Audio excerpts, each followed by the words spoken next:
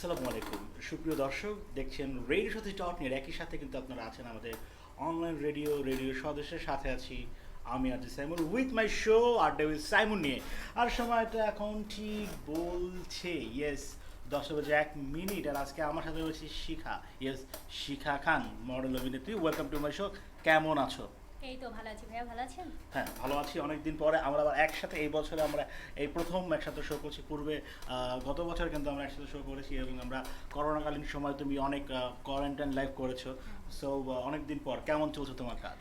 আমার কাজ যেহেতু লকডাউন, দেশের অবস্থা খুব একটা ভালো না, তো সেই জন্য আসলে কাজের ধারাটা একটু কমে গেছে, কিন্তু তারপরও সুস্থ আছি, বাসায় আছি, এটার জন্য আসলে আল্লাহর কাছে শুকরিয়া আদায় করি যে এখনো সুস্থ আছি, ভালো আছি।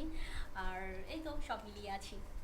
আপনি কেমন আছেন? ইয়েস আমি ভালো আছি এবং দর্শক যারা আছেন তারা কিন্তু অবশ্যই জানাবেন যে আপনারা কেমন আছেন এবং বিশেষ করে একটা প্যান্ডেমিক সময় আমরা পার করছি বিশেষ করে পুরো Yes. বিশ্ব এখন কিন্তু এই বিষয়টা নিয়ে খুবই ব্যাপারটা নিয়ে কিন্তু সবাই কিন্তু চিন্তিত কারণ হচ্ছে যে বিশেষ করে আমাদের পার্শ্ববর্তী দেশ ভারতেও কিন্তু অনেক বেশি একটা দেখতে পাচ্ছি যে অনেক প্রতিদিন 4,500 উপরে মানুষ কিন্তু মারা যাচ্ছে। হ্যাঁ তো সেই প্রেক্ষাপটে কিন্তু আমরা বলতেই চাই যে আমরা আসলে সেই তুলনায় অনেক ভালো আছি। তো অন্য কথা বলবো যারা আসলে আমাদের সাথে এই মুহূর্তে রয়েছেন আর এর মধ্যে আমাদের সাথে অনেক অনেক বন্ধুরা যারা জয়েন করেছে তাদেরকে বলবো আমাদের সাথেই থাকুন যে যেখানেই থাকুন। আর আজকে কিন্তু আড্ডা দিচ্ছি একসাথে অনেক আড্ডা অনেক দিন পরে আমি আর শিখা হয়েছে দেখা। সো বুঝতে হবে আমরা একসাথে আজকে অনেক অনেক দিন পর আড্ডা দিতে চলে এসেছি। আমাদের নতুন নতুন বন্ধুরা থাকবে, সাথে পুরনো বন্ধুরা থাকবে, নিশ্চয়ই অনেক আড্ডা হবে। সো গাইস তোমরা অবশ্যই তোমাদের মনে কথাগুলো জানাবে। সো তোমার এই কিছুদিন আগে আমরা একটা ঈদ পার করলাম, সো ঈদটা তোমার কেমন কাটলো? ঈদ আলহামদুলিল্লাহ ভালো কেটেছে। সবাইকে নিয়ে সবার সাথে ভালো কেটেছে। সারাদিন সকালবেলা ঘুম থেকে উঠে বাবা মার সাথে রান্না করেছি, তাদেরকে হেল্প করেছি, তারা যা যা রান্না করেছে, মানে টুকিটাকি কাজ থাকে না যে মায়ের সঙ্গে একটু সাহায্য করি, সেরকম সাহায্য করেছি। আর তাছাড়া পুরো দিনটা ফ্যামিলির সাথে ছিলাম। বিকেলবেলা আমি একটু বের হয়েছিলাম ছোট বোনকে নিয়ে। আমার ছোট বোন মানে অনেক দিন ধরে লকডাউনে যেহেতু ঘরে ছিল, তো ও খুব বোর ফিল হচ্ছিল, তো ও মানে বায়না করছিল যে একটু বের হই, একটু ঘুরে বেড়াই। তো তখন ভাবলাম যে ঠিক আছে, যেহেতু লকডাউন, তার উপর অনেকদিন ধরে বের হওয়া হয় না, Right. আর যেহেতু অনেকেই এখন ঘরে আছে, তো সেক্ষেত্রে একটু বের হই। তো বের হলাম, বের হওয়ার পরে হাতিঝিল আসলাম ছোট বোনকে নিয়ে। তো আসার পরে দেখি এত পাবলিক, মনে হচ্ছিল না কারণ আছে আমাদের বাংলাদেশে। তো পরে আমার কাছে মানে মনে হলো যে যেহেতু আমরা মানে ফেসবুকে দেখছি, সোশ্যাল মিডিয়াতে দেখছি যে অনেক ধরনের সমালোচনা হচ্ছে, কেন মানুষ এত গাদাগাদি করে বাড়িতে যাচ্ছে, তাহলে আমি কেন এত গাদাগাদি করে আসলে ঘুরতে বের হয়েছি যেখানে কোনো কাজই নাই, ছোট বোনের বায়না রাখতে। তো পরে আমি আর এখানে স্টে করি নাই, তখনই ব্যাক করে বাসায় চলে গেছি, কেননা আমার কাছে মনে হয়েছে এখানে থাকাটা আসলে রিস্ক হবে। আর রিস্ক নিয়ে আসলে ঈদ করার কোনো মানে নেই, কারণ যদি সুস্থ থাকতে পারি তাহলে আগামী বছরও আমি সুন্দর একটা ঈদ উদযাপন করতে পারবো। যার জন্য পরে ছোট বোনকে বুঝালাম যে এখানে আসলে স্টে করার কোনো প্রয়োজন নেই, যেহেতু নিরাপত্তা অনেক কম। তো পরে বাসায় চলে গেছি। তারপর বাসায় গিয়ে ফ্যামিলির সঙ্গে টিভি দেখেছি, তারপরে ফেসবুকে ফ্রেন্ডদের সঙ্গে কথাবার্তা বলেছি, ঈদের শুভেচ্ছা জানিয়েছি, এই তো। ওকে তুমি ঈদে তোমার কাজ কি কি কাজ তোমার আসলো এবং ঈদের পরে কোনো কাজ করেছো কিনা? ঈদের আগে কাজ করা হয়েছে, লকডাউনের আগে কিছু কাজ করা হয়েছে। আমি আসলে রিস্ক নিয়ে ওইভাবে কোনো কাজ করতে পারিনি। ঈদের আগে শুধু কিছু ঈদের যে ড্রেসের এই শ্যুটগুলো ওইগুলো করেছি। আর এছাড়া হচ্ছে ঈদের আগে কিছু মিউজিক ভিডিওতে কাজ করা হয়েছিল, নাটকে কাজ করা হয়েছিল, ওইগুলো সব মানে ঈদে অন এয়ার যায়নি, কিছু পেন্ডিংয়ে আছে, কিছু অন এয়ার গেছে। আর ঈদের পরে যেহেতু লকডাউন, তো আশা রাখছি যে 23 তারিখ লকডাউনটা যদি মানে শেষ হয়ে যায় তাহলে আমরা আবার নতুন করে কাজে নামবো। দ্যাটস গ্রেট এবং এদের মধ্যে আমাদের সাথে যারা রয়েছেন তারা অবশ্যই আপনাদের সময়গুলো কেমন কেটেছে আর চাইলে জানাতেই পারেন বিশেষ করে। আর যেহেতু তোমার নতুন নতুন তো এখন করোনার ব্যাপারটা কিন্তু আমাদের কিন্তু দ্বিতীয় ধাপ আমাদের পার্শ্ববর্তী দেশে কিন্তু এখন খুব খারাপ একটা অবস্থা যাচ্ছে ইন্ডিয়াতে আমরা জানি সবাই। জয়েন করেছে আমাদের নিশীথের নীরবে ওয়েলকাম জানাচ্ছি আরেকবার এবং বিশেষ করে এখন কিন্তু ভারতে প্রতিনিয়ত যেমন 4,500 মানুষ মারা যাচ্ছে এবং লাখ লাখ দেখা মানুষ যাচ্ছে লাখের উপরে আক্রান্ত আক্রান্ত হচ্ছে। হচ্ছে এবং বিশেষ করে আরেকটা নতুন যে ব্যাপারটা ব্ল্যাক ফাঙ্গাস যেগুলো হচ্ছে যে হাঁস মুরগি গরু ছাগলের ভিতরে পাওয়া যাচ্ছে সেখান থেকে কিন্তু এটা মহামারী ঘোষণা এবং যেটা গতকালকে দেখলাম আরেকটা হলো হোয়াইট ফাঙ্গাস। সো সব কিছু মিলিয়ে কিন্তু এই ভারতের অবস্থা খুবই শোচনীয়। তো যাই হোক, আমাদের দেশের মানুষ যারা তাদের অবশ্যই সচেতন হতে হবে। আজকে আমরা কিন্তু প্রোগ্রামটা কিন্তু করছি এন্টারটেইনমেন্টের জন্য, সাথে পাশাপাশি আমরা মেসেজও দিতে চাই যে না, আমাদের সব কাজের মাঝেও নিজেকে সেফ রাখতে হবে, নিরাপদ থাকতে হবে। বিকজ আমি নিরাপদ থাকলে কিন্তু আমার পরিবারটা নিরাপদ থাকবে। নিরাপদ থাকবে, এবং নিরাপদ আসলে আমি সুস্থ থাকতে পারলেই নেক্সট আমি অনেক দূরে এগিয়ে যেতে পারবো। কিন্তু এখনই যদি তাড়াহুড়ো করে কোনো কাজে নেমে যাই, তাহলে দেখা যাচ্ছে লাইফের একটা রিস্ক হচ্ছে, সেখানে কিন্তু পরবর্তী কাজগুলো করতে পারবো কি পারবো না, কেননা যেখানে জীবনেরই রিস্ক থাকে। তো সেই ক্ষেত্রে নিরাপত্তাটা আসলে মেন। সেক্ষেত্রে অবশ্যই। এবং তো তোমার বিশেষ করে তো গরমে যখন এক পশলা বৃষ্টি হয় তখন তো অনেক ভালো। তুমি এই বৃষ্টিতে ভেজা হয়েছে কিনা? না, এই বৃষ্টিতে আমার ভেজা হয়নি। তো আমার কাছে মনে হচ্ছে যে এই বছর গরমটা অনেক বেশি পড়েছে, আর গরমে একেবারেই মানে সবাই টায়ার্ড, সবাই ক্লান্ত হয়ে পড়ছে। তো সেই ক্ষেত্রে দেখা যাচ্ছে এত গরমের পরে যদি একটু বৃষ্টি হয়, তাহলে আশার আলো দেখতে পাই যে হয়তো একটু পরিবেশ টা সুন্দর হবে। বা বৃষ্টি এমনিতেও তো আসলেই প্রকৃতিটা অনেক সুন্দর করে। তো অনেক আসলে বৃষ্টি এমনিতেও আমি অনেক লাইক করি। তো সেই ক্ষেত্রে বৃষ্টি আসলে আসলে একটু মানে আশাবাদী হই যে পরিবেশটা একটু শীতল হবে, ঠান্ডা হবে। কিন্তু দেখা যাচ্ছে বৃষ্টি হয়ে যাচ্ছে, হওয়ার শেষ মুহূর্তেও আবার সেই একই গরম। মানে গরম কোনোভাবেই যাচ্ছে না, মানে ভ্যাপসা একটা গরম রয়েই যাচ্ছে। সেই গরম মনে হয় সহজে যাবে না, আরও কিছুটা সময় লাগবে। ওকে, সো তুমি তো মানে এই যেহেতু তুমি একাধিক কাজ মাঝখানে তুমি মডেলিং নিয়ে ব্যস্ত ছিলে, নাটক নিয়ে, তারপর তোমার মিউজিক ভিডিও। সো যেহেতু তুমি কাজ করছো, তুমি তো মিডিয়াতে তোমার কত বছর জন্য হয়েছে তোমার টোটাল? আমি 2014-তে হচ্ছে ফার্স্ট একটা কাজ করি, সেটা অন ইয়ার গেছে হচ্ছে আপনার 2014-র লাস্টের দিকে। তো ধরা যায় যে 2014 থেকেই কাজ করছি, কিন্তু আমি আসলে ছোট থেকেই এন্টারটেইনমেন্টের সঙ্গে আসলে মানে যুক্ত ছিলাম। মানে ছোট থেকেই নাচ করতাম, নাচটা খুব পছন্দ করতাম। তো ছোট থেকেই একটা একাডেমিতে অ্যাডমিশন নেওয়া ছিল, ওইখানে দেখা যাচ্ছে বিভিন্ন শোগুলো করা হতো। কিন্তু তাছাড়া তো এমনিতে বিভিন্ন ধরনের প্রোগ্রামে স্কুলে বা কলেজে পার্টিসিপেট করা হয়েছে, কিন্তু 2014 থেকে আমি প্রফেশনালি আসলে মিডিয়াতে কাজ করছি। ওকে গাইজ, এবং যারা এই মুহূর্তে আমাদের দেখছেন সবাই অবশ্যই লাইক কমেন্ট শেয়ার করবেন, অবশ্যই শেয়ার করতে ভুলবেন না। অবশ্যই তুমি তোমার শেয়ার করে দাও। সো বিশেষ করে আপনাদের যদি কোনো প্রশ্ন থাকে আমাদের শেখার কাছে অথবা আমার কাছে, অবশ্যই করতেই পারেন। আমরা কিন্তু একসাথে রয়েছি। সো তোমার তো আসলে তুমি তো যদি অভিনয় করেছো, মডেলিং করছো, সো তোমার আসলে বাংলাদেশে যে আমাদের মডেল বা অ্যাক্ট্রেস বা অভিনয় শিল্পী আছেন, তোমার ফেভারিট কারা বা কাকে তুমি ফলো করো বা এরকম কিছু? কাউকে ওইভাবে ফলো করি না, তবে প্রত্যেকের কাজই দেখি। প্রত্যেকের কাজেই একটা আলাদা আলাদা আর্ট আছে আমার কাছে যেটা মনে হয়। তো প্রত্যেকের কাজই দেখি, প্রত্যেকের কাজ থেকেই মানে কিছু শেখার চেষ্টা করি। যেহেতু যারা এক একটা মানে আর্টিস্ট যখন এক এক রকম কি বলে চরিত্র প্লে করে, তখন মানে ওইগুলো ফলো করি যে আসলে এই ধরনের চরিত্রে আসলে এই ধরনের অ্যাক্টিংটা ঠিক আছে কিনা, বা আমি যদি করি তাহলে আসলে কিভাবে করব, এইভাবে করলে আমার অ্যাক্টিংটা আসলে ভালো হবে কিনা। সেটাই মানে এক্স্যাক্টলি কাউকে মানে ফলো করা হয় না। তবে একজনের কথা আসলে না বললেই নয়, বর্তমানে যে বেশ পপুলার মেহজাবিন আপু, ওনার মানে এক এক সময় এক এক লুকে এত ক্রাশ খাই, মানে অসম্ভব ভালো লাগে যে কি করে সম্ভব একটা মানুষ সব ধরনের চরিত্রে এইভাবে নিজেকে মানিয়ে নেয়। ওনার যে লুকগুলো এত ভালো লাগে। তো সেই ক্ষেত্রে আমিও চাই এইরকম আসলে বিভিন্ন লুকে নিজেকে উপস্থাপন করতে, যাতে মানুষের মানে আমার যেমন ভালো লাগে নিশ্চয়ই দর্শকদেরও ভালো লাগবে। তো আশাবাদী এরকম বিভিন্ন লুকে নিজেকে আসলে উপস্থাপন করা। ওকে, আমরাও চাই সেভাবেই। তো তোমার প্রিয় কালার কি, প্রিয় রং কি তোমার? আমার প্রিয় কালার তো অনেকগুলো, সব কালারই ভালো লাগে, কোনো কালারই আসলে অপছন্দের না। তার মধ্যে সব থেকে বেশি ভালো লাগে হচ্ছে পিঙ্ক কালার।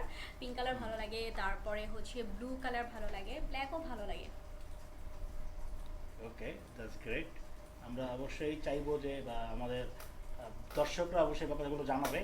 সো তোমার আমাদের দেশের বাইরে তো অনেক অভিনয় শিল্পী আছে। সো তুমি দেশের বাইরে কার অভিনয় তোমার কাছে ভালো লাগে? দেশের বাইরেও সেম, মানে এক্স্যাক্টলি যে আমি একেই পছন্দ করি এরকম না। এরকম না। হ্যাঁ, সবার ফ্যাশন, সবার অ্যাক্টিং, সবার মানে স্টাইল, কথা বলার স্টাইল বা অভিনয়ে দক্ষতা, মানে সব কিছুই ফলো করি। যে যদি আসলে মানে যেহেতু বিভিন্ন ধরনের চরিত্র, তো এক এক চরিত্রে আসলে কিভাবে প্লে করলে দর্শকের কাছে ভালো লাগবে বা চরিত্রটাকে ফুটিয়ে তোলা যাবে, ওইভাবেই আসলে চেষ্টা করি। ওকে, সো তোমার প্রিয় সময় কোনটা, মানে অবসর সময় তুমি কি করো মূলত? অবসর সময়ে আমি যেটা করি, হুম।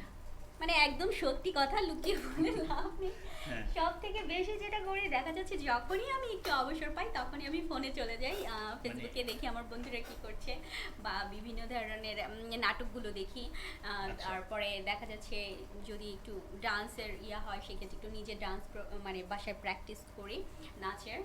আর এছাড়া এই ফ্যামিলির সঙ্গে কথা বলি, আড্ডা দেই, বেড়াতে যাই, মানে অনেক কিছুই করা হয়। তবে সব থেকে বেশি যেটা করা হয় সেটা মোবাইলিং। মোবাইল মানে মোবাইলটা নিয়ে বেশি সময় কাটানো হয়। হ্যাঁ, বেশি সময় কাটানো হয়। কেননা যেহেতু এখন আমরা বাসাতেই থাকি, মানে এক ফ্রেন্ডের বাসায় যেতে পারছি না বা বাইরে কোথাও বসে আড্ডা দিতে পারছি না, সেই ক্ষেত্রে দেখা যাচ্ছে মোবাইলে থাকলে সবার সঙ্গে ফেসবুকে কথা হচ্ছে, তো ভালো লাগে সবার সঙ্গে কথা বলতে। ওকে, তোমার কাছে প্রেমের সংজ্ঞা কি, মানে তোমার কাছে, তোমার মতে? আচ্ছা, আমার মতে প্রেমের সংজ্ঞা হচ্ছে, আইডিয়া কম, বলতে পারবো না, তারপরও নিজের মতো করে বলছি। আমার কাছে মনে হয় আগে ভালোবাসার মানুষটিকে বোঝা উচিত, তাকে বিশ্বাস করা উচিত। আর সেই মানুষটা যদি আমাকেও ভালোবাসে তাহলে অবশ্যই সে আমার সঙ্গে বিশ্বাসঘাতকতা করবে না। তো বিশ্বাসের জায়গাটা আসলে সব থেকে বেশি গুরুত্বপূর্ণ। আমার কাছের মানুষটাকে আমার বোঝা উচিত এবং বিশ্বাস করা উচিত যে সে আমার সঙ্গে নিশ্চয়ই খারাপ কিছু করবে না বা প্রতারণা করবে না। কিন্তু আমরা কিন্তু ম্যাক্সিমাম মানুষগুলো এটা ভুল করি। দেখা যাচ্ছে তাকে বলি, এই তুমি এত সময় ধরে, যদি একটু ওয়েটিং পাই যে এত সময় ধরে কেন তুমি ওয়েটিংয়ে আছো, নিশ্চয়ই তুমি অন্য কারোর সাথে রিলেশন করছো, এটা করছো সেটা করছো, বা এখানে কেন গেছো, নিশ্চয়ই কোনো আড্ডাবাজি করার জন্য গেছো। আসলে এগুলো ঠিক না। আগে জানা উচিত যে সে কার সঙ্গে কথা বলেছে। এমন হতে পারে খুব জরুরি প্রয়োজনে কথা বলছে, কিন্তু আমরা যদি বলার স্টাইলটা একটু সমঝোতা করে বুঝিয়ে জিজ্ঞাসা করি, যে আসলে আগে জিজ্ঞাসা করে নেই, জেনে নেই, তারপরে মন্তব্য করি, তাহলে Right. মনে হয় ভালোবাসার মানুষটা কষ্ট পাবে না।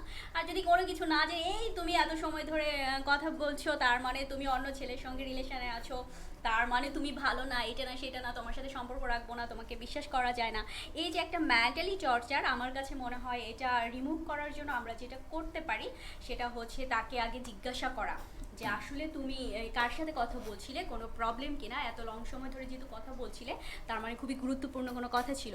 যখন ভালোভাবে জিজ্ঞাসা করা হবে তখন কিন্তু সে যেহেতু আমাকেও ভালোবাসে, তো অবশ্যই সে বলবে যে আমি এই প্রয়োজনে এত সময় ধরে আসলে কথা বলছিলাম। তো সবার আগে আমার কাছে মনে হয় বিশ্বাসটা জরুরি এবং অবশ্যই তাকে বোঝাটা জরুরি। ওকে, কিছুক্ষণ আগে যখন করে আমাদের সাথে মুজাহিদ দেখেছেন যে ইয়েস মেহজাবিন চৌধুরী, মানে তারও পছন্দের একজন খুব আসলে মেহজাবিন পছন্দের মানুষ যা দেখতে পাচ্ছি। আসলে এরকম অনেকেরই আছে, অনেক আর্টিস্ট আছে। সো তোমার কাছে শুনলাম, তোমার কাছে যে প্রেমের সংজ্ঞাটা কেমন। আসলে এক একজনের কাছে এক এক ধরনের প্রেম, কেউ প্রেম করেই ভালো লাগে বেশি। আর যাই হোক, তোমার কাছে আমার আরেকটা ইউ থাকবে, সেটা হচ্ছে যে মানে তোমাকে যদি কোনো টাইম মেশিন দেওয়া হয়, লাইক সেই টাইম মেশিন মাধ্যমে তুমি তোমার ছোটোবেলায় ফিরে যেতে পারবে, বাচ্চাকালে ফিরে যেতে পারবে, মানে যে কোনো সময়, ইভেন তুমি জন্মের পর যেমন ছিলে সেই সময়টা ফিরে যেতে, তুমি কোন সময়টাকে বেছে নিবে টাইম আমি মেশিন কোন দিলে? সময়টাকে বেছে নিব? হুম।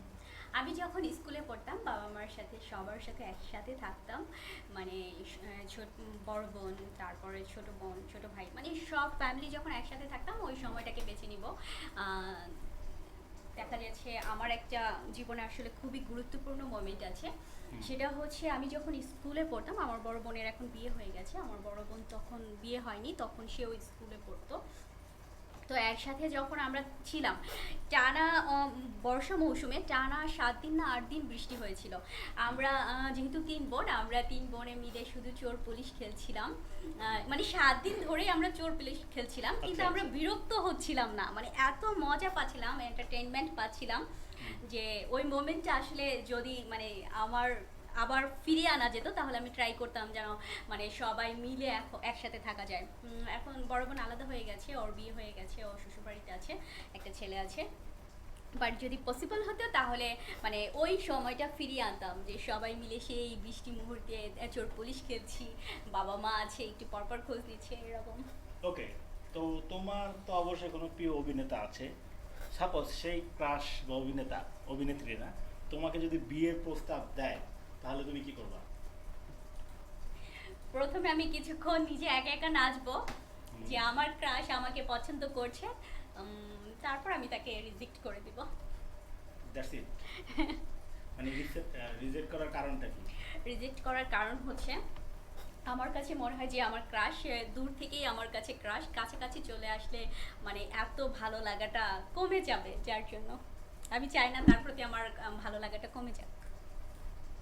প্রিয় বই বা প্রিয় সিনেমা কোনটি তোমার বাংলাদেশে? প্রিয় বই আমি হুমায়ুন আহমেদ স্যারের বই পড়তাম। ওনার বই আসলে আমার অসম্ভব ভালো লাগে। এই মুহূর্তে আসলে কোনো বইয়ের নাম মনে পড়ছে না। অসংখ্য বই পড়া হয়েছে ওনার। দ্বিতীয় মানব, মানে এই দ্বিতীয় মানব বইটা মানে ছোট থেকেই পড়তাম তো বইটা, তখন পড়ে এতটা মানে হয়েছিলাম। এখানে ছোট ছোট গল্পগুলো ছিল, মানে এত মানে রোমাঞ্চিত হয়েছিলাম যে আসলেই কি এরকম, মানে তারপর থেকে আমার প্রায় মানে 1 উইক ছিল যে তাহলে বোধ হয় এইরকম একজন দ্বিতীয় মানব দেখা পাবো আমি, এরকম মানে ফিল কাজ করতো ভিতরে। তো দেখা যাচ্ছে হুমায়ুন আহমেদ স্যারের বইগুলো আমার অসম্ভব ভালো লাগে। আমি এখনও মানে সময় পেলে ওনার বইগুলো পড়ি, কেননা ওনার বইগুলো পড়লে মানে একটা অন্যরকম অনুভূতি তৈরি হয়, একটা রহস্য তৈরি হয় এর জন্য।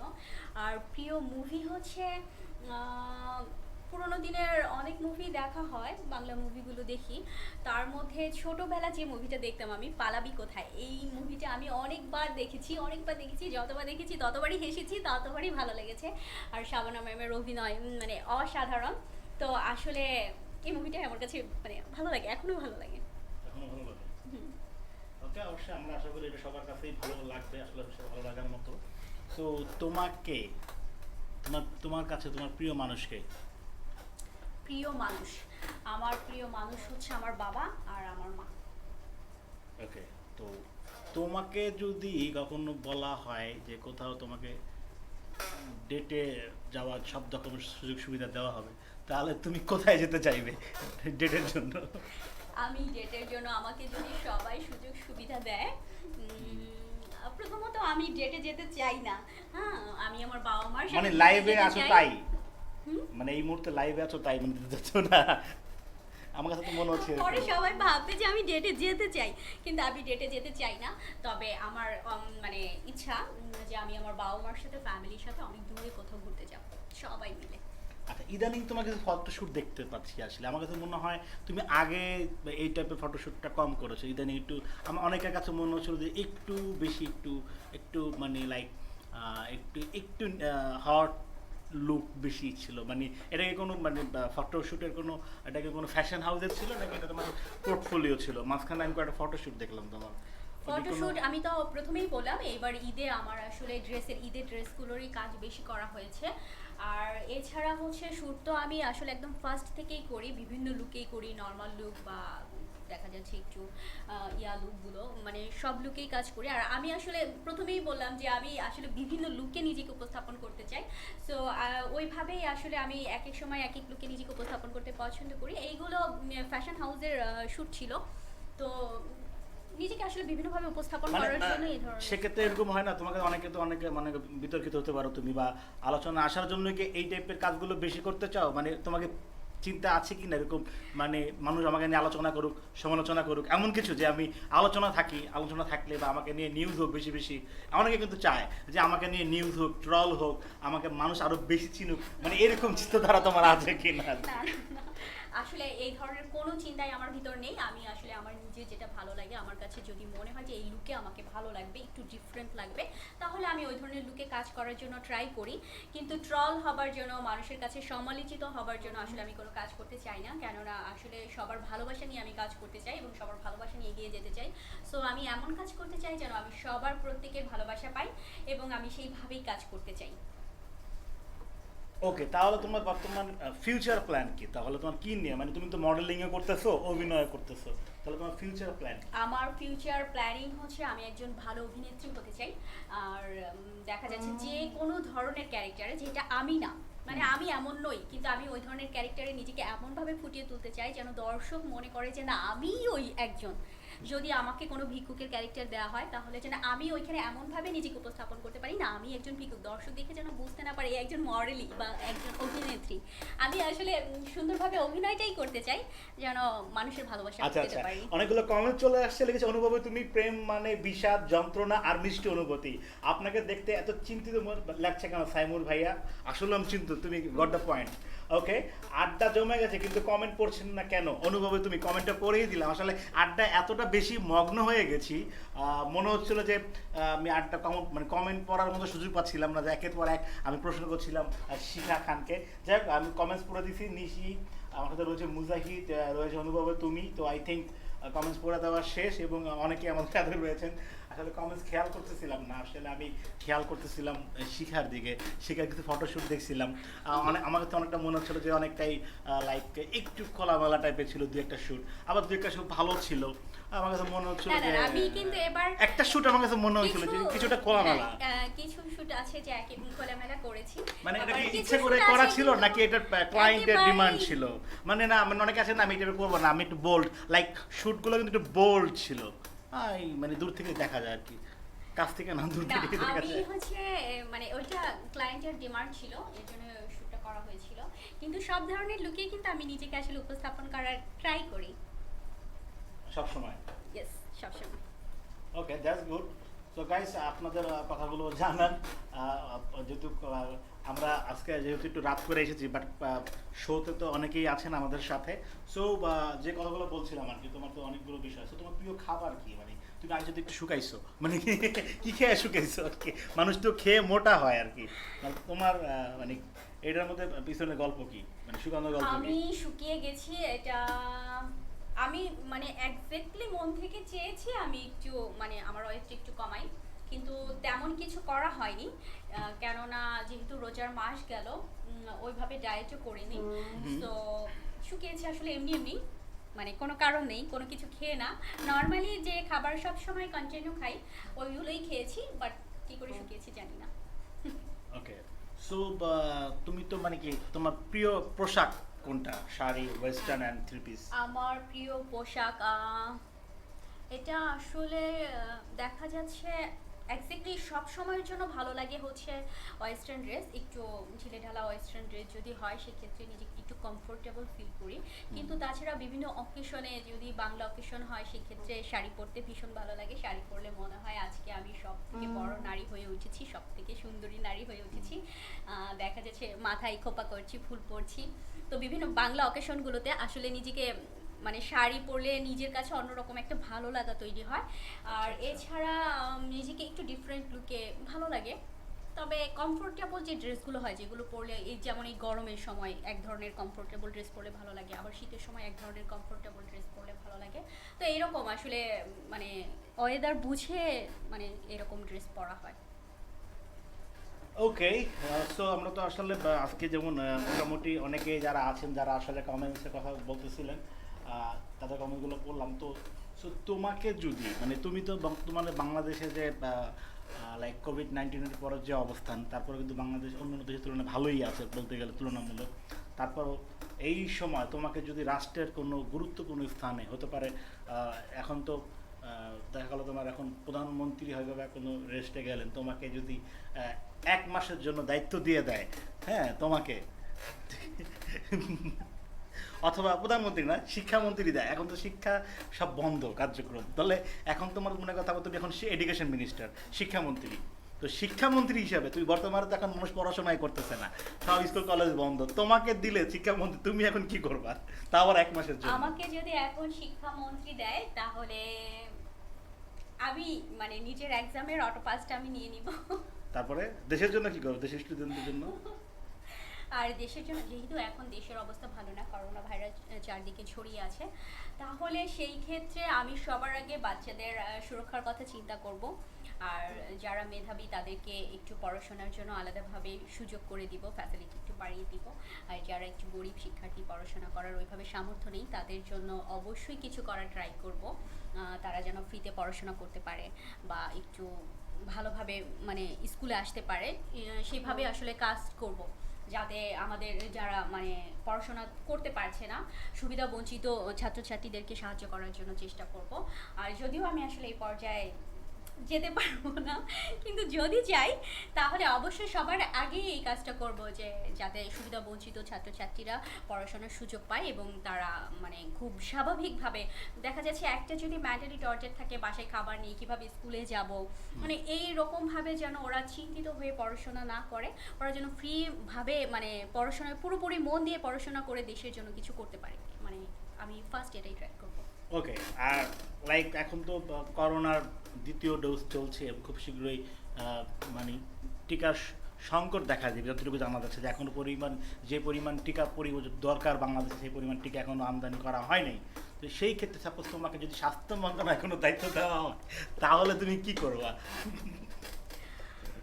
এই অবস্থাটা তো আসলেই খুবই ভয়ঙ্কর, কেননা যেহেতু এত মারাত্মক একটা রোগ চারিদিকে ছড়িয়ে আছে, যখন যে কারো যে কোনো সময় হয়ে যেতে পারে, যে কারো জীবন আসলে রিস্ক হয়ে উঠতে পারে, সেই ক্ষেত্রে তো অবশ্যই মানে যাতে টিকা সংগ্রহ করা যায় বা প্রত্যেকে টিকা নিতে পারে, মানে এটা নিশ্চিত করার জন্য অবশ্যই সর্বোচ্চ ট্রাই করব, এবং যাতে এটা বাজেট বাড়িয়ে টিকা মানে প্রত্যেকের জন্য নিশ্চিত করা যায় সেটা সবার আগে করব, এবং স্বাস্থ্য খাতের যে যাতে বিভিন্ন যে ইয়াগুলো সেগুলো উন্নয়ন করার জন্য মানে বাজেট বাড়িয়ে সেগুলো উন্নয়ন করার জন্য ট্রাই করব।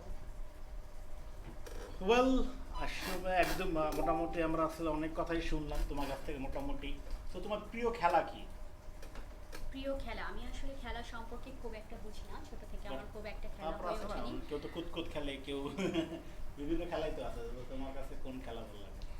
আহ, না, আমি খেলা সম্পর্কে আসলে ওইভাবে বুঝি না, তো খেলা আমি ওইভাবে দেখিও না।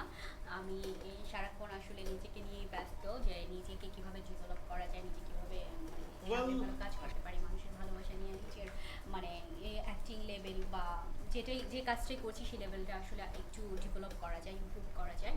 এছাড়া আসলে আমি খেলাধুলা ওইভাবে বুঝি না, কিন্তু সব খেলাই ভালো লাগে, এবং যখন দেখি যে আমাদের বাংলাদেশ আসলে অন্য দেশ থেকে মানে ভালো কিছু অর্জন করে আনছে, আমাদের দেশের জন্য সুনাম কুড়িয়ে আনছে, সেটা আসলে জানতে পারলে ভীষণ ভীষণ গর্ববোধ হয়। Wow, that's great. আমাদের সাথে আরো অনেক অনেক বন্ধুরা জয়েন করে আছে। প্রিয় খেলা ক্রিকেট, লিখেছে অনুভব তুমি। আচ্ছা, তুমি কি এমনি কখনো লুডো কোড খেলছো? হ্যাঁ, দুটো খেলা মানে হয়েছে। লুডো কোড খেলতে কতজন লাগে? 4 জন। আর তোমাকে যদি একা দেওয়া তাহলে তুমি কোনটা খেলবা? একা দিলে কোনটা খেলবো? লুডো কোড তোমাকে 4 জন লাগে খেলতে, পার তোমাকে লোক দেওয়া হয়েছে একজন, মানে আমার সাথে একজন নাকি শুধু তুমি একজন? একা, তাহলে তুমি আমি কি করবা? একা। আমি একা হলে আমি আমার প্লেটা করছি, এবং সাথে আমার অপোজিটে যে থাকবে তার প্লেটাও আমি নিজে করে নিচ্ছি। কেন পিছনে উল্টালে তো সাপ, যে একা খেলা যায় চাইলে, কারণ এটা চাইলে খেলতে কি সাপ আরেকজন একা লাগে খেলা না। যায়? না, আমার কাছে মনে হয় সাপটা খেলতেও 2 জন মানুষ লাগে। কোথায় না, ওখানে তো মানে ওখানে তো আর লাগে না, কারণ চাইলে কিন্তু সাপ কিন্তু খেয়ে দিচ্ছে, হ্যাঁ, সাপ মই দিচ্ছে, খেয়ে দিচ্ছে। চাইলে কিন্তু আগে খেলা যায়। সাপ খেয়ে দিচ্ছে, কিন্তু তারপরে যদি শুধু আমার গুটিটাই খেয়ে দিচ্ছে ভালো লাগবে না, আমার অপোজিটের মানুষটার গুটিটাও যদি খেয়ে দেয় বা সেও যদি মানে ফার্স্ট হয়ে যাচ্ছে, এরকম কিছু হলে জয়ী হয়ে যাচ্ছে, তাহলে ভালো লাগবে বেশি। আচ্ছা আচ্ছা। তো আমাদের সাথে আরো অনেকেই আছেন, দেখতে পাচ্ছি সম্মি আছেন আমাদের সাথে, আরো অনেকেই রয়েছেন। ওকে, তোমার তো প্রিয় তোমার ঘুম আসলে তুমি কি করো? ঘুম আসলে আমি ঘুমাও না? ঘুমিয়ে পড়ি। না, আমি ঘুম নিয়ে খুবই সচেতন, কেননা আমি ঘুমপ্রিয় মানুষ।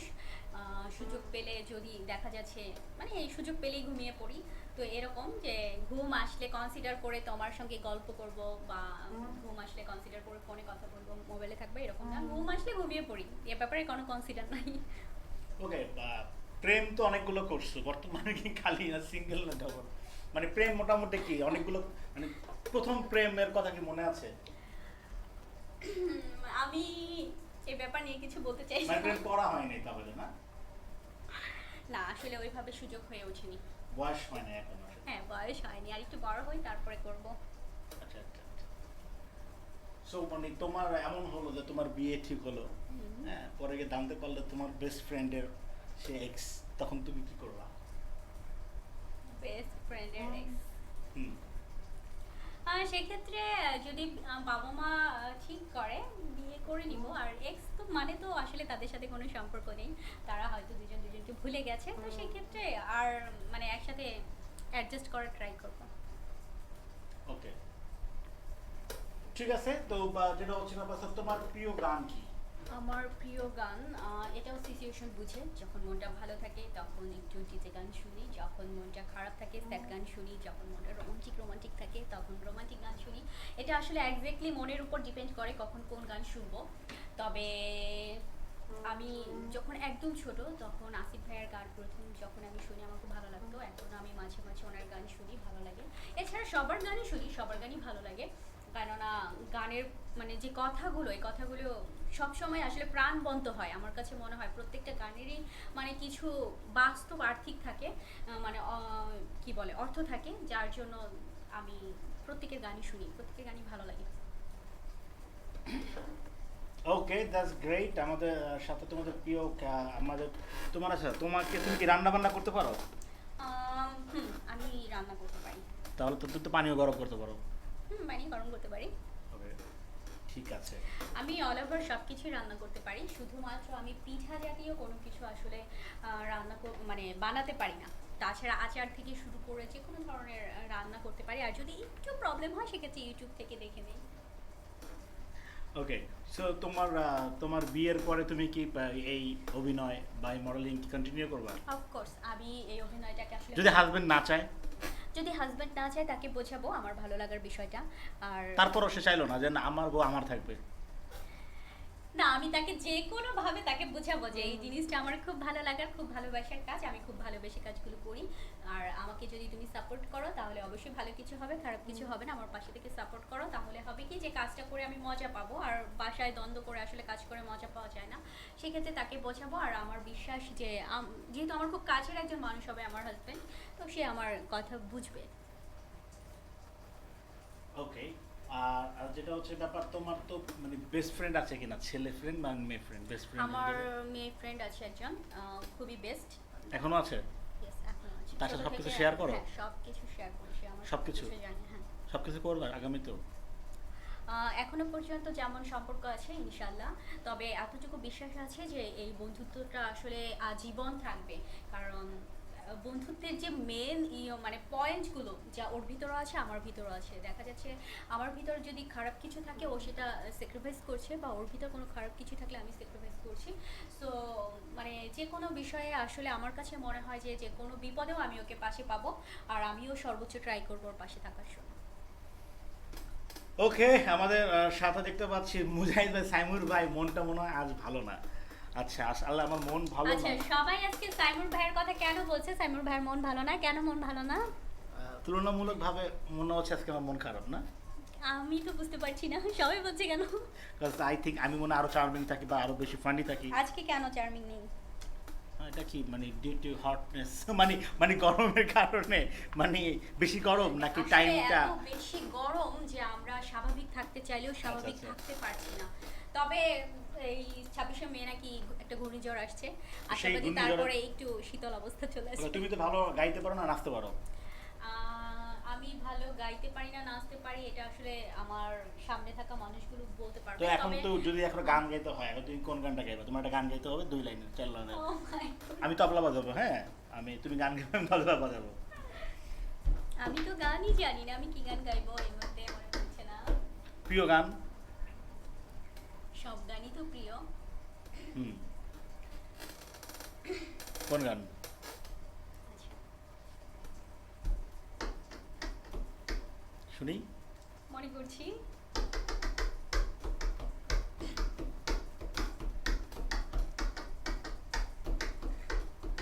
এই গান। জেমসের একটা গান করি। ওকে, শুনি। পাগলা হাওয়ার তরে মাটির পিঞ্জর নিভু নিভু করে, ওরে ওরে হাওয়া থামো না রে, বন্ধু আসছে বহুদিন পরে, ওরে ওরে হাওয়া থামো না রে, বন্ধু এসেছে বহুদিন পরে। এর থেকে বেশি পারি না। আচ্ছা, লিখছে আপু, এই মিডিয়া জগতে কিভাবে আসা হলো, অনুপ্রেরণা কে ছিল? আমার অনুপ্রেরণা হচ্ছে লিখেছি অনুভবে তুমি, হ্যাঁ। মিডিয়া হচ্ছে আমি আসলে ছোট থেকেই মানে পছন্দ করতাম, যখন টিভি দেখতাম, কোনো অ্যাড দেখতাম বা দেখা যাচ্ছে কোনো একদম সুন্দর কিউট কোনো মেয়ে টিভিতে সুন্দর বিজ্ঞাপন দিচ্ছে বা মুভি করছে বা যা কিছু দেখতাম মনে হতো ওইখানে যদি আমি থাকতাম, মানে মনে মনে ইমাজিন করতাম যে ওইখানে যদি আমি থাকতাম তাহলে নিশ্চয়ই আমি যেমন পছন্দ করছি তাকে সুন্দর মনে করছি, সেরকম হয়তো মানুষজন আমাকে পছন্দ করতো, ভালোবাসতো। মানে ওইখান থেকে একটা ভালো লাগা ছিল। তারপরে যখন আমি মানে একটু বড় হই তখন আমি নাচ শিখি। বেশ অনেক দিন নাচের সঙ্গে সম্পৃক্ত ছিলাম। যখন আমি ভার্সিটিতে আসি তখন হচ্ছে আমার এক ফ্রেন্ড আছে, ওই ফ্রেন্ড যে আমাকে ফার্স্ট বলে যে একটা মিউজিক ভিডিওর কথা, যে আপনি কি মিউজিক ভিডিও করবেন কিনা। তো আমার কাছে মানে তখন মনে হলো যে ও যেহেতু আমাকে বলছে একটা করে দেখি, পরে করলাম। করার পরে যখন ভালো রেসপন্স পেয়েছি তখন মানে এটা একটা স্বপ্ন হয়ে গেছে যে না আসলে তো আমি কাজ করতে পারি, তাহলে মানুষের ভালোবাসা অবশ্যই মানে আমি চাইলে পেতে পারবো এরকম। Well that's great. আমরা আসলে দেখতে দেখতে মোটামুটি খানিকটা একটা সময় আমরা অলরেডি পার হয়েছি এবং সুন্দর সুন্দর কথা জানতে পেরেছি এবং দেখতে দেখতে কিন্তু ঘড়ির টাইমটা বলছে 10:36। ইয়েস। একদম মানে আমরা এখন অল্প একটা সময় কিন্তু আমরা আছি, বেশি একটা সময় কিন্তু আমরা নেই। হ্যাঁ, সো সো যেহেতু তোমার অনেক আমরা রাত হয়ে যাচ্ছে, হ্যাঁ যেহেতু রাত হয়ে গেছে আমরা আরো আগে আসবো। হুম, তো তুমি একদম অনুষ্ঠানের শেষ করে যায়। তো যেহেতু তোমার অনেক কথা আমরা জানলাম, তো এই করোনা মহামারীতে তোমার যারা তোমার যারা শ্রোতা আছে, দর্শক আছে, হ্যাঁ, তাদের জন্য কি বলতে চাও? এই করোনা মহামারীতে আমি সবার জন্য শুধু একটা রিকোয়েস্ট করব, সবাই সচেতন থাকুন, ঘরে থাকুন, বেশি মানে বাহিরে না যান প্রয়োজনীয় কাজ ছাড়া, ঘরে থাকুন, সচেতন থাকুন, সুস্থ থাকুন। কেননা নিজের প্রোটেকশন এই মুহূর্তে আসলে নিজেকেই দিতে হবে। নিজে যদি সেফ থাকে, নিজে যদি সুস্থ থাকে, পরিবার সুস্থ থাকবে এবং একটা দেশ সুস্থ থাকবে। আমাদের অসচেতনভাবে চলাফেরার জন্য একটা দেশ, একটা জাতি আসলে মারাত্মকভাবে ক্ষতি হয়ে যেতে পারে। তো এই মুহূর্তে আমি সবাইকে বলবো যে আপনারা সবাই সচেতন থাকুন। ওয়েল গাইস, আসলে আমাদের সবাইকে সচেতন হতে হবে। আপু, আমিও কি মিডিয়াতে আসতে পারবো লিখেছে আরেক আপু। অফকোর্স যদি ইচ্ছা থাকে, যদি ইচ্ছা শক্তিটা তীব্র হয় তাহলে অবশ্যই আপনি পারবেন মিডিয়াতে আসতে। মিডিয়াতে কেন আসতে পারবেন না? যদি ভালোবাসার জায়গাটা স্ট্রং হয়, যদি চান আপনি এই কাজটা করতে, আসলে যে কোনো কাজের ক্ষেত্রেই যদি ভালোবাসা থাকে তাহলে সেই কাজটা করা যায় এবং সেই কাজে সফল হওয়া যায়। তো আপনি চাইলে অবশ্যই আসতে পারেন। অবশ্যই, যেহেতু আমরা একটা টিম ওয়ার্ক করছি, কারণ কিন্তু আমাদের সদস্য ফ্যামিলির একজন মেম্বার, একসাথে কিন্তু আমরা আরও কাজ আগামীতে হবে। শুধু যে আড্ডা দেবো তাই না, হ্যাঁ, তবে আগামীতে অনেক বেশি লাইভ আড্ডা হবে, আরও অনেক কথা জানতে পারবো। আজকের তো অনুষ্ঠানের স্বল্প সময়ের কারণে আজকে আমরা এসেছি অল্প সময়ের জন্য, খুব ভালো সময় কাটানো হলো। ধন্যবাদ। ওকে অনুভবে, তুমি খুব শীঘ্রই আবারও আড্ডা হবে, চম্পেশ আড্ডা হবে। সেই পর্যন্ত সবাই ভালো থাকো, সুস্থ থাকো। অবশ্যই সবাই আমাদের দেশের জন্য দোয়া করবে, দেশের জন্য কাজ করবে এবং অবশ্যই নিজে সচেতন থাকবে এবং দেশের মানুষ সচেতন করবে এবং নিজ সচেতন থাকি, নিজে নিরাপদ যদি থাকি তাহলে কিন্তু আমি সুস্থ থাকবো, আমার দেশ সুস্থ থাকবে, আমার পরিবার সুস্থ থাকবে। তো এই পর্যন্ত অনেক অনেক ধন্যবাদ যারা আমাদের সাথে ছিলেন। দেশ এবং দেশের বাড়ি থেকে সবাইকে অনেক অনেক ভালোবাসা এবং ওই অনুষ্ঠানে যদি কোনো ভুল ত্রুটি করে থাকি, কেউ যদি মনে কষ্ট পেয়ে থাকেন, সবাই ক্ষমা দৃষ্টির চোখে দেখবেন এবং শুনবেন। তো সবার জন্য অনেক অনেক ভালোবাসা। আবারও ফিরে আসবো আমি আজ সাইমুর উইথ শিখা খান। সবার জন্য অনেক অনেক ভালোবাসা। সবাই অনেক ভালো থাকবেন, সুস্থ থাকবেন, নিজের সচেতনভাবে নিজের প্রোটেকশন নিজে রাখবেন। অবশ্যই ভালো থাকবেন এবং অবশ্যই আমাদের এই পেজে লাইক দিয়ে রাখবেন যেন আমরা নেক্সট আবার আপনাদের সঙ্গে জমিয়ে আড্ডা দিতে পারি। সেই পর্যন্ত ভালো থাকুন, সুস্থ থাকুন। আল্লাহ হাফেজ। সো কণ্ঠে বিশ্ব, হৃদয় স্বদেশ।